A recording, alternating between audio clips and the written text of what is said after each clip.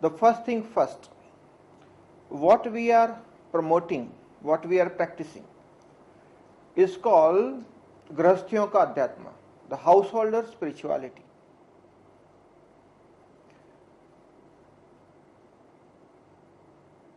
Keep on doing whatever you are doing. There is no need to renounce the world to walk the path to spirituality. A very big misunderstanding has happened over a period of time that one need to renounce, take sannyas, go to Himalaya, only then you are able to grow into spirituality. It is the biggest myth. Right at the onset we shall destroy that myth. There is absolutely no need of sannyas. There is no need of renunciation. There is no need of escaping from your normal householder's duty.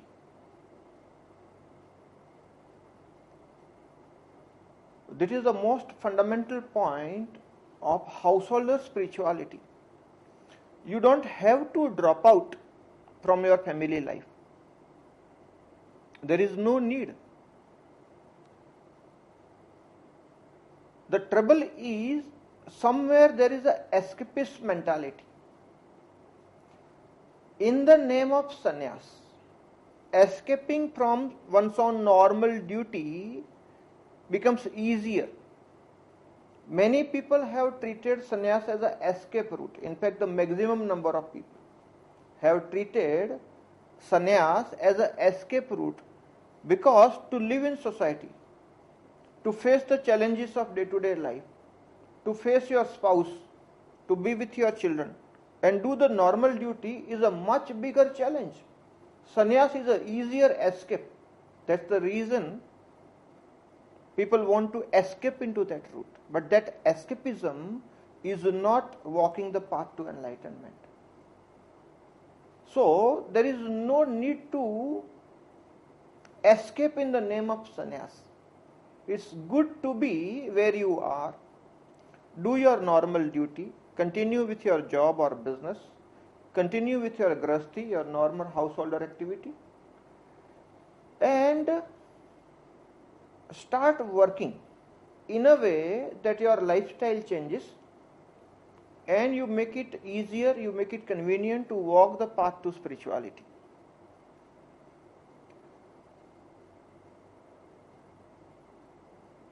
Original ancient Indian culture, rishis have promoted 4 stages. The first stage is called Brahmacharya Ashram.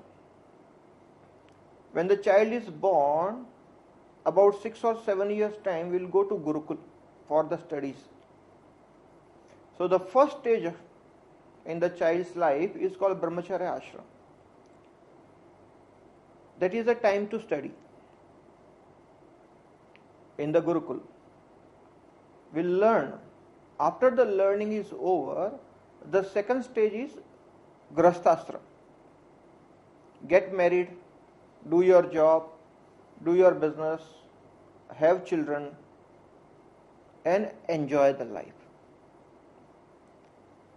Enjoying life is necessary to understand how the life moves. So Grahasthashram is a necessary part of Indian thought of evolution. That's why after Brahmacharya Ashram there is Grahasthashram. Once you have enjoyed enough,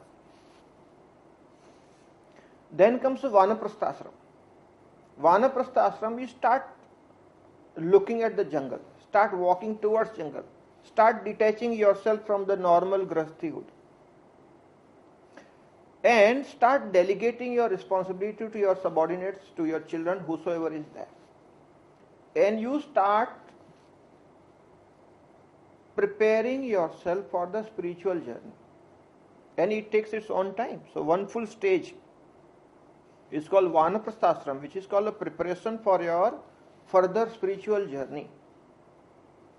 And the last stage is called Sannyasa Ashram. where you are fully immersed into your spiritual activity only. You are no more bound by your normal duties. Original Indian thought is the human life is considered as 100 years, and it is divided into the 4 stages. The first 25 years is Brahmacharya ashram, 25 to 50 years. Second stage is called Grahasthashram. 50 to 75 years is called Vanaprastha ashram. Start delegating, start preparing yourself for the further journey. And 75 to 100 is called Sannyas ashram, where you are not bound by your normal duties, but you are fully free because other people have taken over and your family things are taken care, and you start walking the path of spirituality 100%. So Sannyas ashram comes the last, the fourth, when you have completed your normal duties. We are not at all promoting sannyas in the beginning, because you have to go through the Grahasthashram and the Vanaprasthashram, and you have to do your duties. Young people who have just completed their studies and opting for sannyas ashram directly, they are escaping from the responsibility of Grahasthashram and Vanaprasthashram. But it is a process. You have to go through this thing to understand the life. Anybody who is not married, who has not enjoyed the householder's activities, who has not faced the challenges of life, and trying to go to spirituality directly, that person will remain immature. Even spirituality will not become mature in such a person.